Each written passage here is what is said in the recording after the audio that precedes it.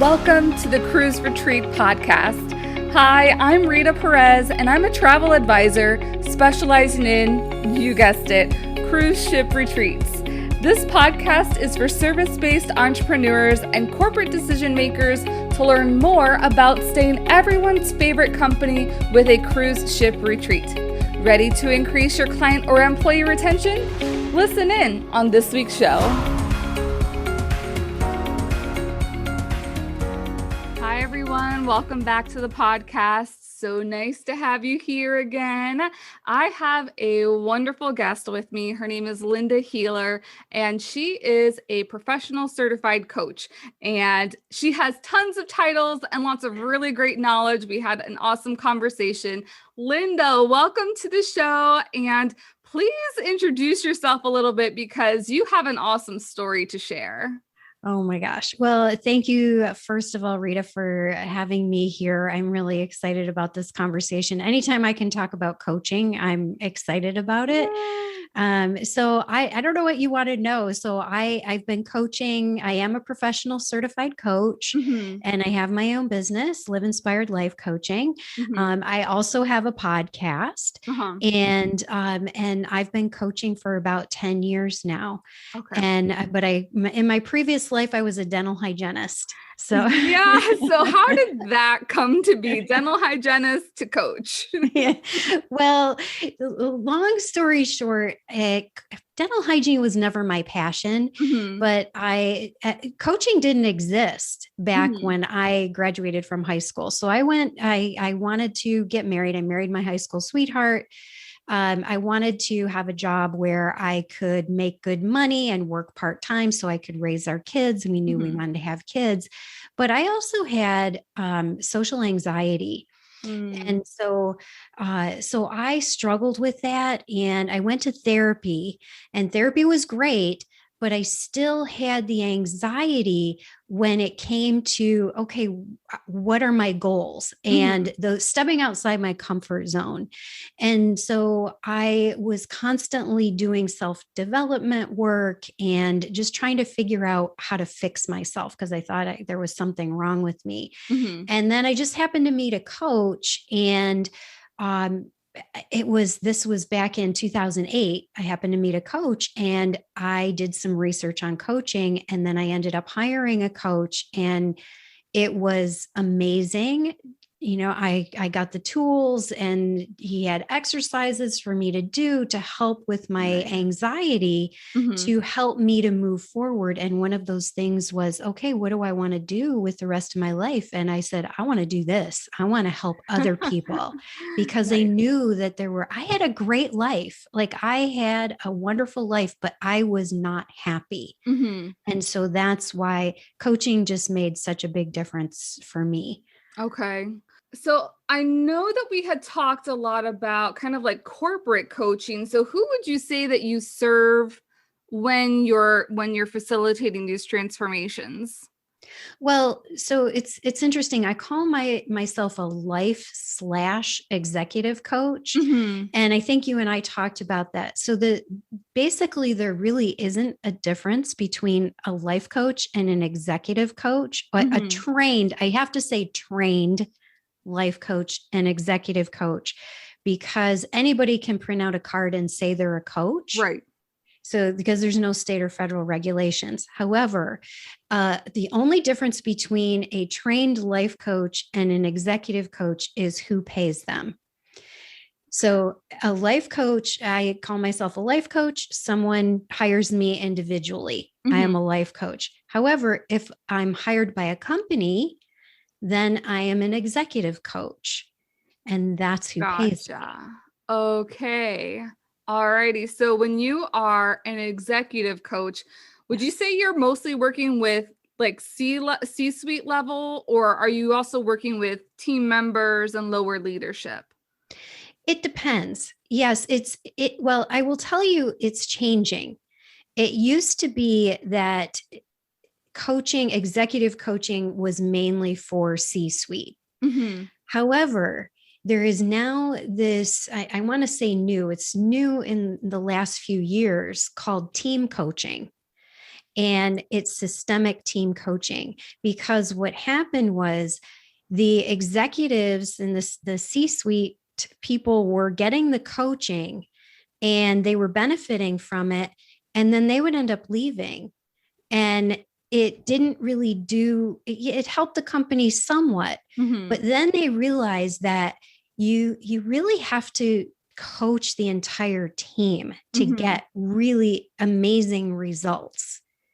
So in the past, it's been C-suite and higher executives, mm-hmm. but now we're seeing the dawn and seeing team coaching, that systemic team coaching, getting some traction. And I love that. As a former corporate employee, that is something that I would have really yearned for.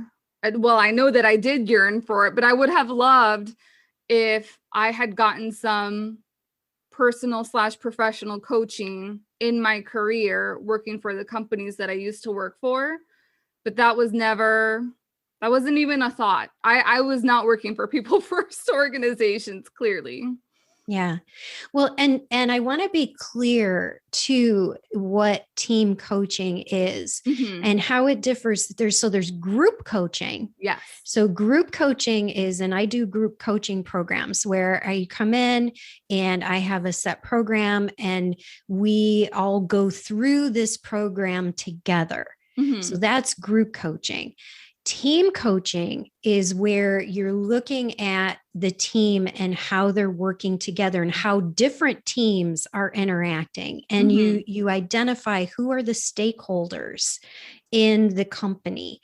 And that can be what I love about it. And I did a systemic team coaching certification right before the pandemic hit. And the thing about that is so cool about it is they don't just look at the individual mm-hmm. as the stakeholder. They look at the other team members, the other employees. They look at management. Mm-hmm. They look at the clients. They look at the clients' clients or mm-hmm. the vendors and the vendors' vendors. They look at who are the stakeholders. Our next generations, the planet is a stakeholder. Mm-hmm. And so it's this really amazing overarching thing that team coaching really takes into account.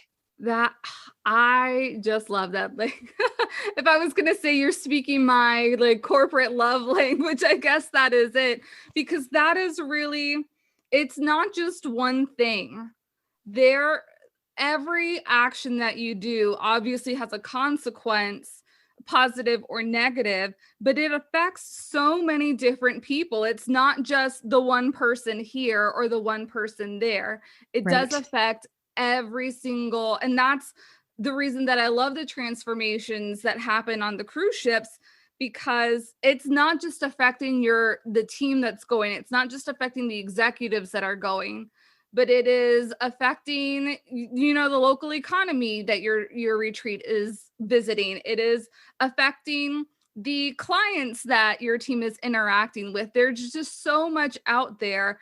And I love it's not even just a transformation. It's like a fulfillment that happens on retreats, because once somebody is able to fill a little bit more of their hole in their cup, they're able to go help somebody else do something else. And that's the huge ripple effect that I love, is that you don't think you're changing the world by just hosting a retreat, but you could be.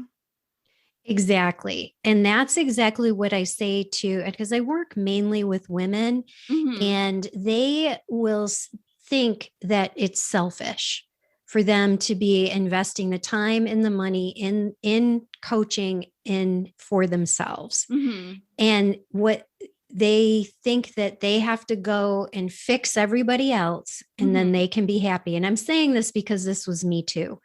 And, I was trying to get everybody to do everything else. Well, guess what? I don't have control over everyone else. The only right. person I have control over and I'm responsible for is me. Right. And the neat thing, and I tell clients and potential clients all the time, if you focus on you and you shift yourself, it is like a ripple effect in your life. Yes. You don't have to preach anymore. It just is amazing, the things that happen.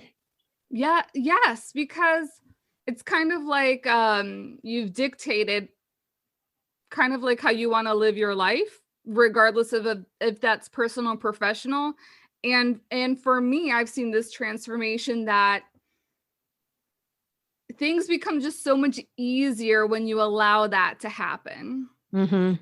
Yeah, because you're not focused on trying to change other people. Right. And because it can't happen. And because they're going to push against it. Right. Mm-hmm. they're going to see that judgment. They're going to feel, even if you don't say anything, boy, people can pick up on that energy. Right. I mean, you know it. And they can feel it when you walk in the room, and they're going to push against it. And so by letting go of, having to have things a certain way, then it really just releases so much tension. It lets people be who they are, and it works miracles in relationships. Mm-hmm. It's amazing. Yep. No, I agree. And that's funny too, because I was recently, something similar for personal came up in a therapy session that I had. And it was told to me, you just got to release things, and you only can control what you're capable of doing. And just kind of relating it back to working in teams, is that freedom and the trust is kind of all goes hand in hand with having an effective team, and the ripple effect that they're able to produce from that. Mm-hmm. True. Yeah. And it reminds me of a distinction, responsible for and responsible to. So think about it. So if you think about, are you responsible for your team, or are you responsible to your team? That's something that you might have to sit with that and just see what comes up. And for me, that's a coaching question. I use that with individuals. You can use that with your team, and see what the answers are that come up. Yeah. What's the difference? I may have to do that just as a development thing for myself. And how I work with my own clients. But I know that a lot of people, when they're planning on working with coaches, sometimes they would just rather, especially like in a special event setting, just self-facilitate or hire someone internally to have or put on some of these transformations or coaching, the facilitation events. Your employees or clients mean the world to you, so why don't you show them the world and a thing or two? If you're ready to take your cruise retreat idea to a working plan, you need the Cruise Retreat Toolkit, filled with calculators, templates, timelines, and more. The toolkit will get you 5 steps closer to your cruise ship retreat, and as a result of the retreat, more dedicated and motivated employees or clients. Grab it now at cruiseretreattoolkit.com and save $20 with the code podcast. But why, from a coaching perspective, is it better to have somebody from the outside come in and facilitate whatever necessary workshops are needed in order to accomplish the goals that the company is trying to accomplish with a retreat program? Good question. That's a really good question. And I guess the way I would look at that is, all right, so if we look at having a coach, so why wouldn't you hire your best friend as your coach? Why wouldn't you hire your sister or your brother or someone that you know really well? And the answer to that, and I'm just going to answer the question, I would ask that and just let people answer, but I know we're on a time constraint here. So I'm just going to say, So we're told you don't coach friends and you don't coach family because you're too close to it. Yes. And chances are you've had the same experiences or similar experiences. There's something there. So if you hire someone who's outside and maybe has a little bit different training, then you're going to get a different perspective. It's going to be fresh and it's going to be new.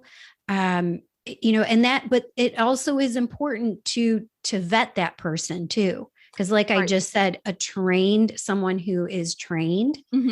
And so I think it's really important that when you're talking about if you're working with teams or groups, or you're doing group coaching or team coaching, you really need to make sure that they are trained in handling groups and have experience in handling groups of people, because I'm telling you right now, it just takes one person to drag an entire thing, down the tubes. That I didn't even think about that they need to be experienced in working with groups, but I guess the same can be said for people in my profession, travel advisors. You don't want to, especially if you're trying to put a program on like this, you want to be communicating with somebody who has done similar programs, regardless of if it's been on a ship or on land, because there's a lot of logistics and on my end, and I can imagine on the coaching end then.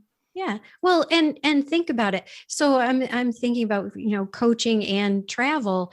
Okay. So somebody's, putting out their shingle. They're a new coach or they're new to the travel industry.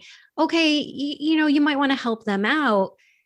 You just be aware of what you're getting. And I'm telling you, if you want to make sure that things are going well, and I've facilitated groups and it can be a little tricky because there's always at least one in the crowd that gets things going. And you got to be able to say, I remember standing there and going, okay, I'm taking the room back. Like, I got this. Yeah. And, without making people feel bad or wrong or anything, because we want to encourage conversation, but we also have a place we want to get to. Right. Yeah, no. And I the other point that you made that I was like, gosh, that makes so much sense, is that you're so used to working with this person and now you have to listen to them more. Maybe they're a really great speaker, but I think that's the benefit of doing these travel retreats also, is that the whole point is to get away from your day-to-day. So if someone who you've already been listening to on a day-to-day will be presenting to you again while you're out of the office, I think it's a little bit of a disservice not to have somebody fresh to kind of what you were saying, to bring new ideas, new inspiration, new outlook that doesn't come internally from the company. Yeah. And it depends on the person too. So if the person is keeping up with things, so like I know with my certification or my credentialing, I have to do continuing education. So if the internal coach is keeping up and getting trained, more trainings, more education themselves, and they're bringing that back to the company, then having them, having a mix of them with the new, that I think that's okay. But if you're just getting the same stuff over and over again from the same point of view, I think the idea is to there's so much information and there's so much new stuff coming out. And I just think it's important to, I don't want to throw out the person that's internal too. Right. You know what I mean? If they're good and they're keeping up with things and they can put a different spin on things, then that's okay. But I do like the mix of, yes, this is our study, this is our foundation, and let's look at this over here and maybe have this person speak. Right. Because the other point that I see is, maybe you just want to relax a little bit too. True. Yeah. Take a break. Take the hat off. Yes. And just because they're going to be coaching your team doesn't mean that you yourself as the executive or the retreat runner can't learn something new as well. Correct. As long as you're going to be in the room, hey, just take advantage of it. Or if you need to get other business done, go ahead. I mean, there's no like set rules on what you can and can't do, but I think that is one of the benefits of kind of like giving the reins over to somebody else just for a little bit to do these sorts of facilitations. Yeah, and I do think that it is important though that the internal person who's going to be with these people knows what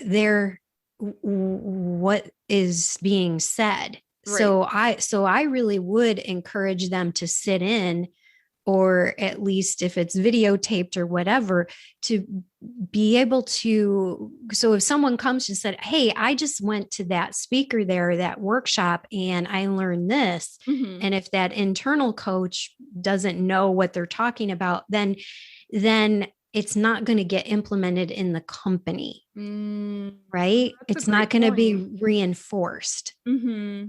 So I think it is important that they know what's going on. And a lot of times, I think a lot of times those internal coaches are the ones who bring that new stuff in so that they would likely be aware of it anyway. Yeah. Yeah. So yeah. And that's another thing too, is follow through. Mm-hmm. So you go and, you go to these wonderful talks and workshops and retreats and you get all this great stuff. And then what do? You go back to Exactly. work and everything stays the same. Mm-hmm. So, there's something to do there as well. How can we Right. take this learning and start implementing it? Yes. Yeah. And I think that's all really great stuff that needs to be addressed kind of like foundationally. So you've got your date set, you know where you're going to be going. So let's get into the nitty gritty of what this year's retreat is all going to be like and what do we want the outcomes to be. I think that needs to be part of kind of like the culture plan. If it's not already in the culture of your organization, don't expect it to happen overnight. And that's one of the big things with doing retreats. If you don't already have that people first impactful culture that you really want to change lives and make a larger impact in the greater world around you, if you're not already doing things actively to do that in your organization, it's not time yet to host a travel event. Yeah. Yeah. So before we head off, I wanted just to hear some of your kind of tips when people are vetting coaches to add to their retreat program. What are some of the things that they need to look for? Well, so I would say that it would probably be the same if you're looking to hire a personal coach. Mm-hmm. If you're just looking to hire a personal coach. And I love having those conversations. So is training important to you? Because as I said earlier, anyone can print out a card and say that they're a coach. Mm-hmm. And so is it important that the coach that you're hiring has training and experience? And then there's also certification or credentialing. Mm-hmm. So the International Coach Federation is our gold standard for coaching. So and their website is coachfederation.org. Okay. And they are, like I said, they're the gold standard. They accredit coach training programs. They hold their own credentialing. That's who I have my credentialing from. Okay. I, as a credentialed coach, I have to meet, a certain level of competency. And then I have to follow also a strict code of ethics. Mm-hmm. That's very important, especially if you are facilitating a group, and confidentiality has to be part of that. And that is something that the ICF takes very seriously. So I think that to me, that's important, but it is, if it's not important to you, then that's okay. You can just go out and hire a coach. So I would vet the coach, again, training, certification, experience, ask for testimonials.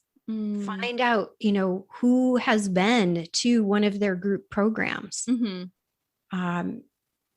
Yeah, I think that those I think in a nutshell would be the 4 things that I would look for. Yeah, no, those are really great tips. Well, thank you so much, Linda, for being on. If someone wanted to reach out to you and communicate, how can they reach out? You can email me, linda@liveinspiredlifecoaching.com. All my information is there. You can contact me through the website. Awesome. Well, I hope that this has been a very helpful episode for you. And please follow up with Linda if you have any more questions in regards to hiring a coach to facilitate your retreat. And I will see you guys next week. Have a great one. Thank you for joining me on the Cruise Retreat podcast. Please subscribe and leave the show a rating on your favorite podcast platform. And don't forget to take a look at the show notes for important information and links. See you next week.